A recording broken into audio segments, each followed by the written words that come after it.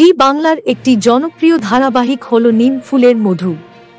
TRP তালিকায় 1 থেকে 5-এ দেখা যায় এই ধারাবাহিকটির নাম। সম্প্রতি এই ধারাবাহিকটি 500 এপিসোড পূরণ করেছে। সেই উপলক্ষেই অনুষ্ঠিত হয়েছিল একটি সেলিব্রেশন। কয়েকদিন আগেই কোন গোপনে মন ভেসেছে ধারাবাহিকের সঙ্গে যুক্ত হয়ে দোল উৎসব পালন করেছে। সৃজনের মেয়ে হওয়ায় মোটেই খুশি হননি তার মা, এই জন্যই মুখও দেখেনি নাতনির। সম্প্রতি জি বাংলার তরফ থেকে সোশ্যাল মিডিয়ায় একটি প্রোমো পোস্ট করা হয়েছে। সেই প্রোমোতে দেখা যাচ্ছে দত্ত বাড়িতে এসেছে নতুন।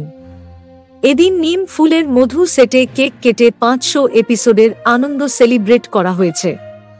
এই অনুষ্ঠানে উপস্থিত ছিলেন প্রত্যেক কলাকুশলীরা। শুটিংয়ে দেখা না গেলেও অনুষ্ঠানে উপস্থিত ছিলেন অভিনেত্রী lily চক্রবর্তীও। Thank you so much for watching.